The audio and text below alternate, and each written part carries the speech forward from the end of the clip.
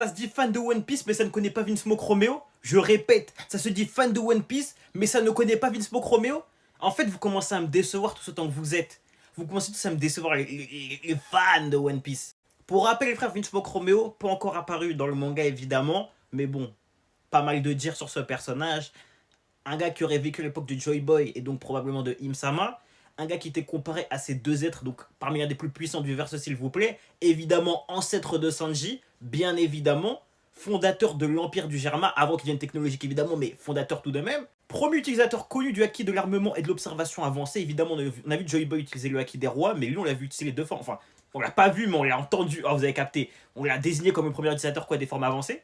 Et surtout, les frères, il était désigné comme un personnage ayant une solution à chaque combat. C'est-à-dire qu'en fait, il ne pouvait pas perdre un combat. On prétend, enfin, du moins, en théorie, excusez-moi, le fait qu'il est le fruit du démon de la solution, donc capable de résoudre toute solution, tout problème mis devant lui pourrait le résoudre. Tu vois ce que je veux dire? Ce serait peut-être le paramécial le plus cheaté de tout One Piece, mais vous ne le connaissez pas.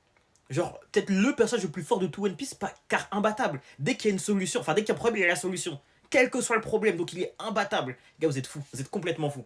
Quand le flashback du siècle oublié va arriver, les gars, soyez prêts seulement. Seulement soyez prêts. Ça va être l'un des plus grands personnages de One Piece.